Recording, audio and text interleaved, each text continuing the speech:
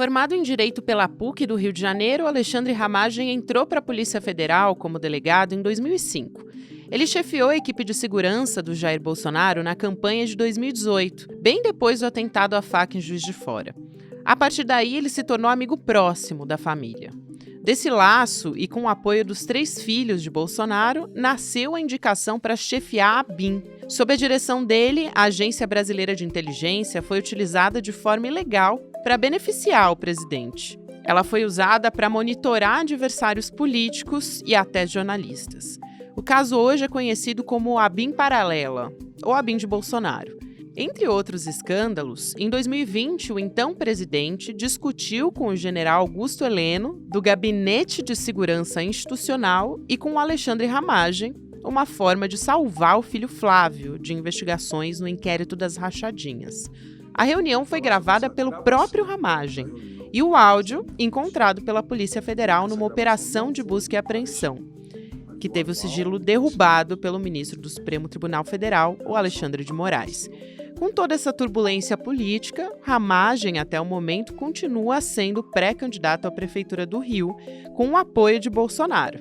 O maior adversário dele é o atual prefeito, Eduardo Paes, do PSD, que é aliado do presidente Lula. Quarta-feira, 17 de julho de 2024.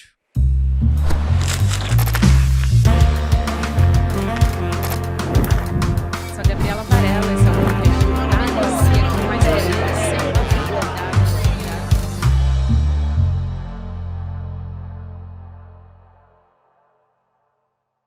Olá, seja muito bem-vindo, seja muito bem-vinda. Eu sou a Gabriela Varela, esse é o Videocast em Detalhes.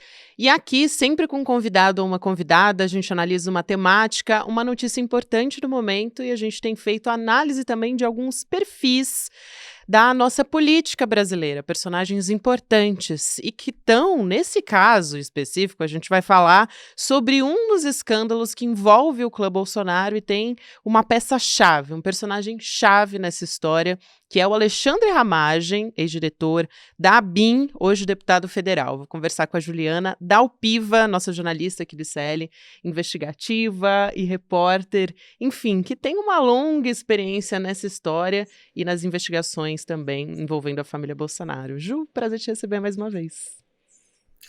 Ô, minha querida, muito bom estar aqui. Um beijo para nossa turma aí do ICL, já com saudades. Também já tô com saudade. A gente gosta de fazer entrevista pessoalmente, no quentinho, no calor do estúdio, mas tudo bem. Nesse caso, a gente resolve assim, à distância. Antes de mais nada, da gente entrar na história do Ramagem em si, desse personagem, que é o ex-diretor-geral da Agência Brasileira de Inteligência, eu queria puxar pelo assunto mais quente dessa semana, que é esse áudio de mais de 1 hora, uma gravação, mas um áudio que foi gravado pelo próprio Alexandre Ramagem, que envolve o ex-presidente Jair Bolsonaro, também o general Augusto Heleno, ministro do Bolsonaro, né, ministro do GSI, e também a defesa do Flávio Bolsonaro. Tudo bem. Eu queria que você explicasse um pouco sobre o contexto dessa reunião, Ju, e também, que é mais uma prova do uso da ABIN, da estrutura da ABIN para proteger a família Bolsonaro, e o porquê, o que explica o Ramagem ter gravado isso, se é que dá para a gente ter essa resposta, né? Eu vou começar pelo final, o porquê dessa gravação. Que eu acho que está muito conectado até com o fato da gente descobrir a existência dessa gravação. Né? Essa gravação foi descoberta dentro da nuvem de dados do Alexandre Ramagem, porque ele teve quebra de sigilo da nuvem decretada judicialmente pelo Supremo Tribunal Federal, pelo ministro Alexandre de Moraes, em função das investigações do inquérito que apura todas as ilegalidades que aconteceram justamente na gestão do Ramagem, né, de 19 até 2022. E por quê? Porque eles desconfiavam de todo mundo, Gabi.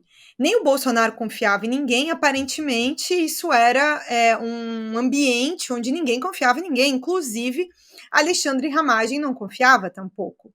Então, essa gravação me parece que é feita porque eles não confiavam nas advogadas, que eles estavam recém conhecendo, elas tinham assumido a defesa do Flávio Bolsonaro apenas alguns meses antes, com uma estratégia de tentar fazer com que o Flávio tivesse um foro especial no Tribunal de Justiça do Rio de Janeiro e saísse da primeira instância. Foi assim que elas começaram a atuar, no começo do ano, entre fevereiro e março de 2020, e essa gravação que a gente está falando é de 25 de agosto de 2020. Então, o primeiro ponto é, não confiavam em ninguém. Segundo ponto é, elas eram novas na defesa. E aí, o que acontece nesses 2, 3 meses antes dessa reunião? Eu digo, a defesa do Flávio, o próprio Flávio e a família, o clã Bolsonaro, completamente desesperados para acabar com o tal do caso da rachadinha, como eles gostam de dizer, ou enfim, ficou conhecido, que era a investigação que apurava a entrega ilegal de salários dos funcionários do gabinete do Flávio, que em uma grande maioria eram funcionários fantasmas, ou seja, pessoas que não trabalhavam lá de fato, e essas pessoas entregavam 60%, 70%, 80%, 90% do salário delas todos os meses para operadores desse esquema de corrupção, né? E um dos operadores é o Fabrício Queiroz, que ficou conhecido, né, nesses últimos anos, mas não era só ele. E aí se apurava tudo isso, porque era sempre, na maioria das vezes, entregue em espécie. Então, depois lavavam dinheiro comprando imóveis, pagando despesas, contas, boletos, sempre com dinheiro vivo. Isso era o que estava sendo apurado. E aí, um pouco antes desta reunião, Gabi, fechando aqui esse raciocínio sobre os antecedentes, o que aconteceu? A Operação Anjo, né? Que foi a operação em que prenderam Fabrício Queiroz na casa do homem que faz tudo pela família Bolsonaro, Frederic Wassef, e a partir dali começaram a surgir inúmeros dados sobre a relação do Wassef com o Queiroz, e o Wassef vivia dizendo que não sabia, né, onde é que estava o Fabrício Queiroz, embora ele estivesse lá na casa dele, lá em Atibaia. Eu não sei como que isso aconteceu, né, que ele não sabia, mas ele estava lá. E aí elas tomam essa linha de defesa para trocar o foro, que acontece logo ali depois da operação. O problema é que trocar o foro não resolvia tudo. E aí elas vão no Palácio do Planalto para tentar defender uma tese em torno de uma suposta ilegalidade na produção dos relatórios do COAF que deram origem à investigação. E eles eram relatórios de outra investigação do Ministério Público Federal. Só que isso não é verdade, né? Eu posso explicar de maneira mais técnica, não sei o quanto entraremos nisso, mas elas chegaram com essa hipótese lá e foram acolhidas simplesmente pelo presidente da República, pelo ministro do GSI, pelo chefe da ABIN e dentro do Palácio do Planalto. Pensa que legal, Gabi. Você está com alguma questão, precisa de um advogado? Não, vai lá, pede ajuda para a ABIN, para o GSI, para o presidente da República. Super normal, né, uma pessoa que não tinha um cargo, inclusive, na presidência da República ou na estrutura do governo federal. E eu queria lembrar também, é muito curiosa essa história, porque esse áudio ele foi gravado em péssima qualidade, porque claramente o Ramagem fez uma gravação ali patética, né, usando o celular no bolso, enfim, fica abafada essa gravação, esse áudio. E aí, em 2020, o Augusto Heleno, ele elogia o Ramagem porque, em certo momento, e a gente vai entrar nesse aspecto daqui a pouquinho, mas o Ramagem ele foi indicado, né, nomeado para a direção da Polícia Federal, e lá em 2020, em março de 2020, para ser mais específico, Augusto Heleno foi nas redes sociais e falou que ele era excelente, né, assim, ele faz vários elogios, rasga elogios para Alexandre Ramagem e diz que ele tem uma nova concepção de inteligência, ágil, focada em informação tática, capaz de competir com a rapidez da internet, reduzindo o preciosismo em prol da velocidade. Eu acho muito curiosa essa descrição que faz o Augusto Heleno, porque essa declaração envelheceu como leite, né? E não como vinho, Ju. Tô sentindo o cheiro daqui, tá? Exatamente. Agora, olha só, falando sério, é inacreditável tanto um comentário desse, quanto pensar que, vamos supor, a desculpa oficial do Ramagem, que é o vídeo que está rodando desde que o áudio foi liberado, e as pessoas já entraram em contato, já devem ter visto, mas em resumo, só para vocês entenderem, ele fala alguma coisa sobre ter gravado para proteger o Bolsonaro, para proteger o presidente da República, porque supostamente estaria indo ao Palácio Planalto uma pessoa que não seria ligada ao Witzel, e o Witzel tinha lá um plano de prejudicar o Bolsonaro, enfim. Essa ideia bastante maluca, até dar um dado aqui para a nossa audiência, que acho que foi uma coisa até que eu esqueci de falar no N1 hoje. Nesta mesma época dessa reunião, o Witzel estava há poucos dias de ser afastado definitivamente do cargo, porque ele nunca voltou, em função de investigações de corrupção na pandemia e nas empresas da mulher dele, enfim, e foi afastado, né? Foi no final desse mês, acho que foram poucos dias depois dessa reunião, no dia 25 de agosto. Mas acontece que não foi nenhum interlocutor do Witzel nessa reunião, e também as advogadas não são representantes do Witzel. Então, essa declaração do Ramagem, ela não tem nenhuma base, ela não tem suporte, e para quem olha para o que o Ramagem está falando, e para quem ouviu o áudio da gravação, não faz nenhum sentido. Mas sobre esse detalhe de ser uma gravação que está abafada, né, mal feita, tal, por um celular no bolso, assim, eu fico imaginando isso. O chefe da nossa inteligência de Estado queria proteger o presidente da República com uma gravação no celular. Nem para efetivamente fazer uma gravação que desse conta realmente de, sei lá, vamos supor que isso fosse verdade, e precisassem dessa gravação. Até a do Joesley lá com o Temer, ela é um pouco mais clara, porque tem vários pedaços que fica muita gente falando, né? Então o abafado se soma à confusão. Como é que você ia usar aquilo para provar qualquer coisa para defender o Bolsonaro? É um tanto absurdo imaginar que aquilo foi feito por um chefe da inteligência.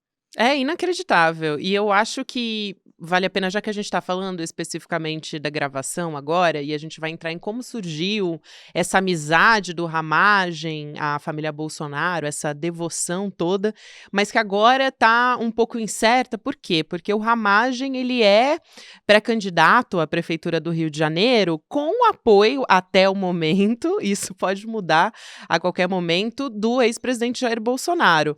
E aí, a família Bolsonaro não está muito feliz, o próprio Bolsonaro, com esse vídeo que o Ramagem divulgou, divulgando assim, justificando o porquê dele ter feito essa gravação, e ele disse que o Bolsonaro sabia, sim, que essa reunião seria gravada. Agora, em quanto tempo o Bolsonaro, eu não vou nem te perguntar se, mas em quanto tempo o Bolsonaro deve soltar a mão de fato do Ramagem para concorrer à Prefeitura do Rio de Janeiro? Ele tem um plano B para isso? Como é que fica a relação do Ramagem com os Bolsonaro a partir do desenrolar dessa história? Inclusive, ele vai prestar depoimento para a Polícia Federal, e isso também é muito importante, né? Gabi, tem uma coisa, quem viu o filme Tropa de Elite sabe, tem uma taxa do eu sei, sabe? Então, eu acho, tá, que em função dessa proximidade, Ramagem passou a integrar ali a cozinha do Bolsonaro, bem pertinho do fim do segundo turno da eleição de 2018, como chefe da segurança, ganhou a confiança do Carlos Bolsonaro. Algumas fontes chegaram a relatar para mim que ele levava o Carlos para fazer aula de tiro em estandes, por aí. Então, foi ganhando a família Bolsonaro aos poucos e ganhou, até que, ao assumir o governo, vão lá, colocam ele primeiro para trabalhar com o ministro Santos Cruz, aí depois ele acaba indo para uma superintendência da PF, depois ele volta para a BIM e lá ele fica, e o Bolsonaro tinha planos para ele, o Bolsonaro sempre quis que ele fosse chefe da Polícia Federal, muito mais do que da BIM, mas a PF estava fechada no início do governo em torno das suas próprias regras para quem podia ser indicado para a chefia da Polícia Federal, para diretor-geral, e também para superintendências. E por um tempo a Polícia Federal resistiu a essas mudanças. Então, enfim, depois teve aquela confusão toda com a saída do Moro, mas o Ramagem tinha muita confiança. E nesse período, muita coisa aconteceu, Gabi. muitos momentos ali tensos para a família Bolsonaro. Essa investigação sobre o gabinete do Flávio, ela cresceu, porque, enfim, a imprensa toda começou a investigar, então vários dados surgiram envolvendo os outros membros da família, inclusive, a partir de reportagens minhas com uma colega, a Juliana Castro, o Carlos passou a ser investigado, outros aspectos envolvendo o próprio Bolsonaro também, e aí outras questões também, né? O problema foi o que não faltou no governo Bolsonaro. Então, o Ramagem sempre estava ali perto. Eu tenho a impressão de que ele sabe muita coisa, tem uma relação bastante próxima com vários deles, e acho que essa mão só vai ser solta se não tiver outra maneira, porque eles vão ter que fingir agora, esses dias, que sabiam, que foi algo combinado, porque precisa fazer um mise-en-scène, né? A cena toda, para tentar mostrar ali um equilíbrio, uma união dentro dessa confusão que a gente está vendo a partir da liberação do áudio. O problema é que parece que Ramagem gravou mais reuniões com Ansiosa. outros grupos políticos, né? Outras pessoas. E aí eu já recebi ligações até no final de semana de pessoas do PL dizendo assim que estão muito espantados e que esse é exatamente o tipo de coisa que na política não se perdoa.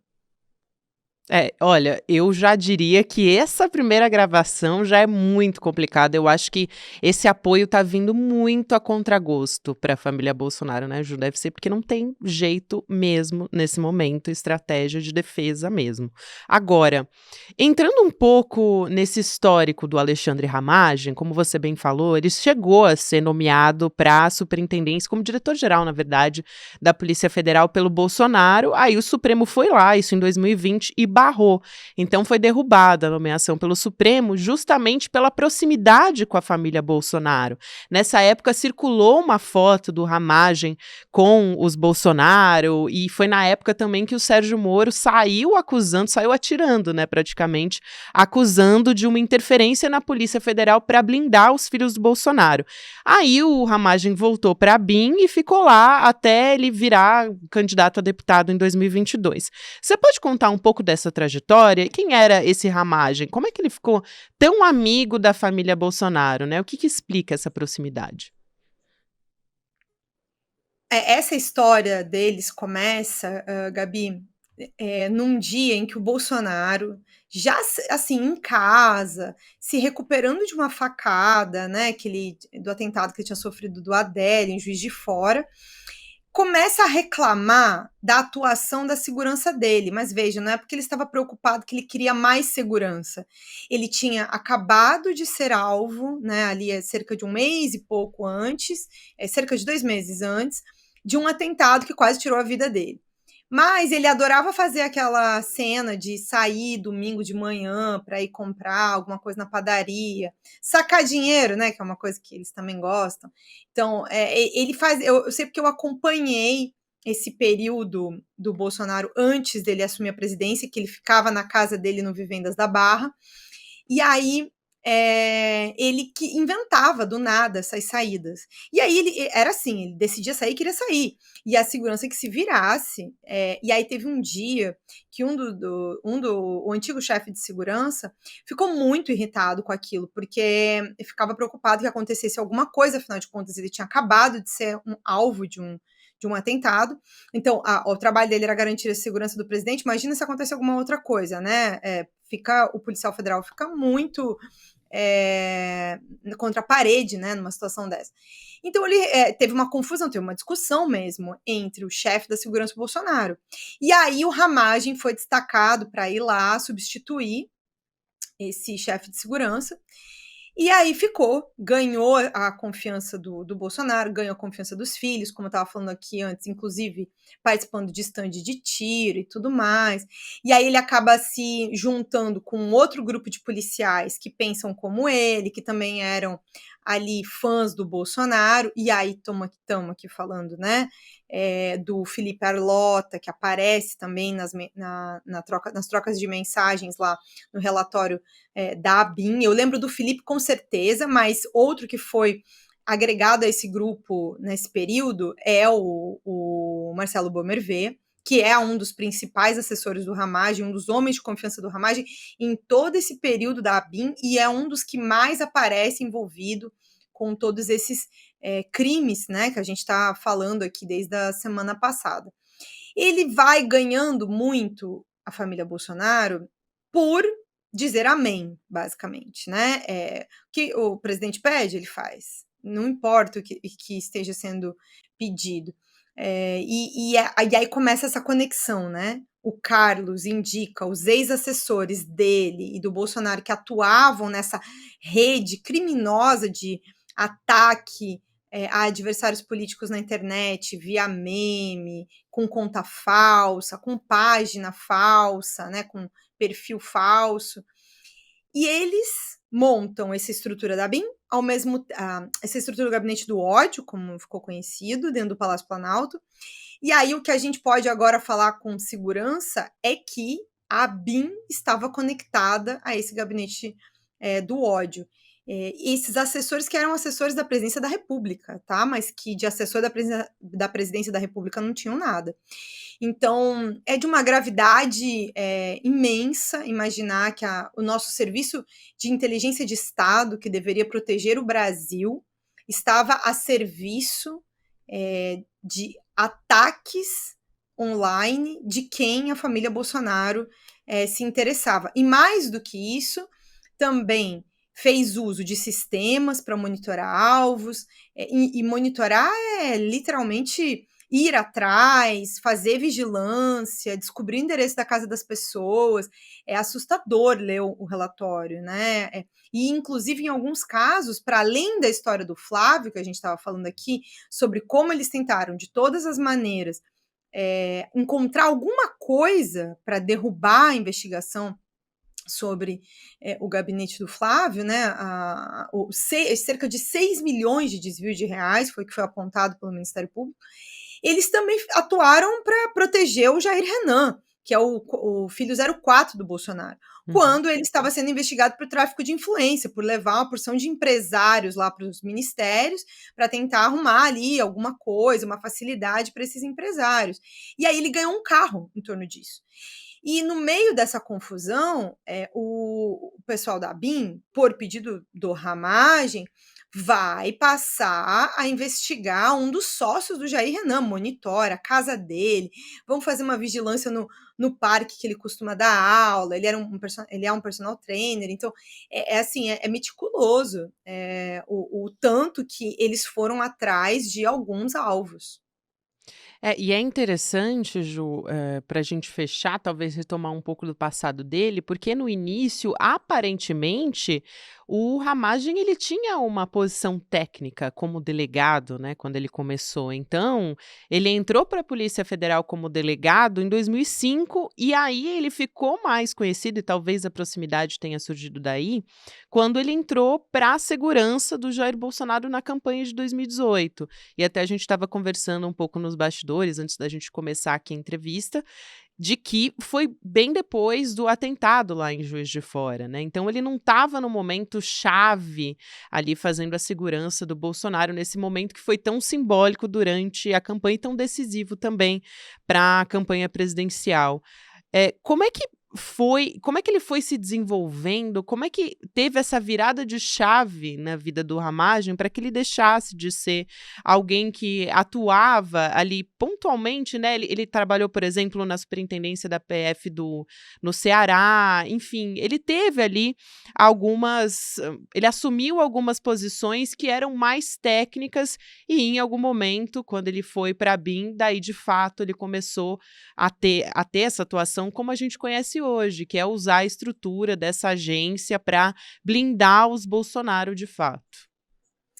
Gabi, uma coisa que eu pergunto, essa pergunta que você está me fazendo, eu fiz várias vezes para delegados federais que conheceram ele ao longo desse tempo que você mesma mencionou, né, desde que ele começou na carreira. Uma operação muito importante que o Ramagem participou foi a Operação Cadeia Velha, que prendeu o Pisciani, que era então o presidente da Assembleia, e mais 2 deputados estaduais, lideranças do agora MDB, um deles também é ex-presidente da Assembleia do Rio, na esteira das operações da Lava Jato, tá?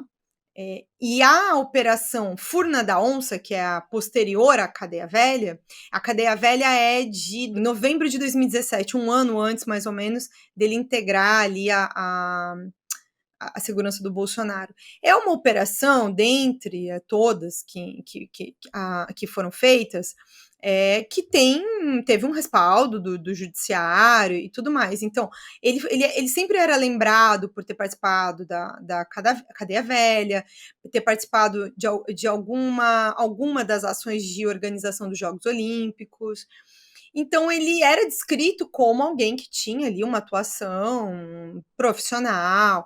Só que também me foi relatado algumas vezes como o Ramagem cresceu o olho na medida em que virou chefe da segurança do presidente da República eleito. E uma coisa que os policiais costumam dizer é que esse cargo de chefe da segurança, de presidenciável e de presidente eleito, ele é um tipo de cargo que acaba projetando quem está ali.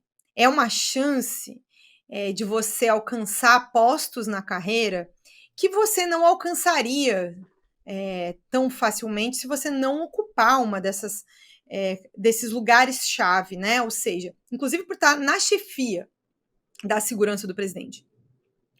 Então, depois disso, e pela proximidade com Bolsonaro, ele vai trilhar um caminho que é o caminho da lealdade, não importa o que, de Jair Bolsonaro. E Jair Bolsonaro, desde que tomou posse, só tinha um objetivo: segurar na cadeira da presidência da República e ali permanecer. Então, não tem como você se tornar um homem da confiança de Jair Bolsonaro se você não fizer tudo que Jair Bolsonaro quer. Ele não vai te agregar a essa cozinha dele, a esse núcleo central de confiança. Maravilhoso, Ju. Sempre um prazer te receber aqui. Quero te agradecer mais uma vez. Dessa vez você veio mais cedo. Pode voltar com mais frequência que a gente gosta, tá? Um beijo pra você. O pessoal aqui do Em Detalhes ama quando você vem. As pessoas comentam. Eu gosto tanto dessa dupla. Pode vir, Ju. Sempre que você quiser, pode escancarada pra você. Sócia e proprietária do Em Detalhes. É isso aí. Um beijo, Um beijo, querida.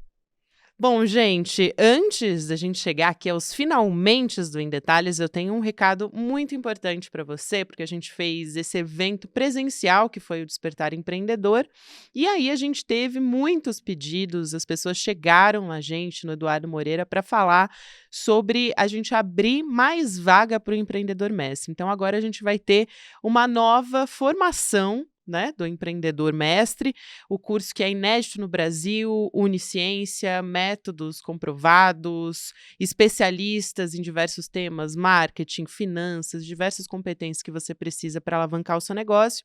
Então vai vir a segunda turma do Empreendedor Mestre agora, e a aula inaugural, que é a primeira aula que vai apresentar o que vai ser todo esse curso, vai acontecer no dia 28 de julho, num evento online gratuito, às 8 horas da noite, vai ser um domingo, e aí você pode se inscrever para acompanhar essa aula em detalhesicl.com.br. Lembrando que quando você faz a sua inscrição para garantir a sua vaga por aqui, você está fortalecendo o Em Detalhes também. Então vale a pena sempre reforçar para você continuar apoiando o nosso jornalismo independente e as entrevistas que a gente faz por aqui para te ajudar a aprofundar todos os assuntos da semana. Obrigada, agora você fica com o Mercado Investimentos, depois o Rolê CL, 6 horas da noite o CL Notícias segunda edição, lembrando que a gente está todos os dias nas plataformas de áudio para você que não consegue ouvir no nosso ao vivo no YouTube. Até amanhã! Imagina só aprender marketing digital com Rafael Donatiello, CEO do Instituto Conhecimento Liberta, aprender liderança com João Paulo Pacífico, CEO da Gaia, aprender finanças e investimentos comigo, aprender sobre as disrupções tecnológicas com a Nina Silva, aprender negociação com Diógenes Luca, empreendedorismo com Rodrigo Mocotó. Pois é, parece um sonho, né?